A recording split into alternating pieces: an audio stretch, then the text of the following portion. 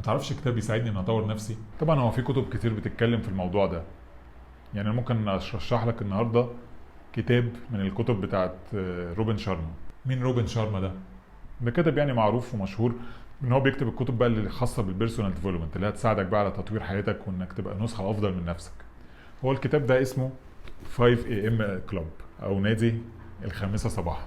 الكاتب في الكتاب ده بيتكلم عن اهميه انك تصحى الساعه 5 الفجر، او ان يومك يبدا الساعه 5 الفجر. في خلال يومك اول ما تصحى 5 الفجر هو بيقسمه ان انت بتعمل ثلاث حاجات رئيسيه في اول ساعه لما بتصحى فيها من النوم. اول حاجه انك بتكتب الخواطر بتاعتك او تعمل جورنالينج. تشوف بقى ايه الحاجات اللي انت عملتها امبارح، الحاجات اللي ناوي تعملها النهارده، عندك مشاعر عايز تكتب عنها او تعبر عنها وهكذا.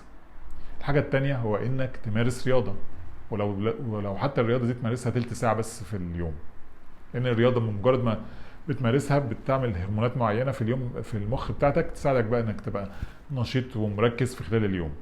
الحاجه الثالثه بقى اللي بتعملها في اول ساعه حسب ما الكاتب كاتب هي انك تذاكر او تطور نفسك او تقرا كتاب او تشوف حته من كورس وهكذا. فهو بينصح ان انت يعني عشان تملك يومك كله ويومك يبقى ماشي في افضل شكل ممكن، هو انك تهتم باول ساعه في اليوم بتاعك. واول ساعه دي تكون من الساعه 5 للساعه 6، لانك لما تصحى في الساعه دي بتقدر تنجز حاجات كتير كان صعب تنجزها لو هتصحى متاخر عن كده. فاول حاجه بتعملها اول تلت ساعه انك تعمل جورنالينج او كتابه للخواطر بتاعتك او تعمل تامل. تاني حاجه انك تمارس الرياضه. تالت حاجه انك تتعلم حاجه جديده. طبعا بقى بيتكلم في الكتاب عن تفاصيل كتير، وبيتكلم عن ازاي اصلا انت تصحى بدري وازاي تقدر تظبط نومك بحيث انك تصحى في الوقت المناسب اللي هو الساعه 5 الفجر وغيرها من الحاجات. بس يا عم ده كلام صعب قوي، انا كل يوم بقى هتصحى الساعه 5 الفجر؟ ده ايه العذاب ده؟ طبعا هو ممكن في الاول لو انت هتجربها مره واحده كده هيبقى صعب ان انت في الاول تصحى الساعه 5 الفجر لو انت مش متعود عليها، لكن جرب مره مع التانية مع التالتة. لو انت قدرت تلتزم بالموضوع حسب ما الكاتب بيقول لمده 40 يوم هتبقى دي عاده مستمره في حياتك بعد كده. مفيش حاجه طيب ممكن تساعدني؟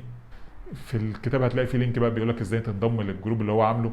الجروب ده بقى ممكن يشجع بعض ويشارك الافكار بتاعته او الحاجات اللي حصلت في التجربه بتاعته ان هو يصحى الساعه 5 الفجر، ولما تلاقي بقى ناس بتدعمك وناس بتشجعك انت كمان هتستمر. تمام، حلو قوي. طب انا كده هدخل على الجروب ده واشوف ايه النظام.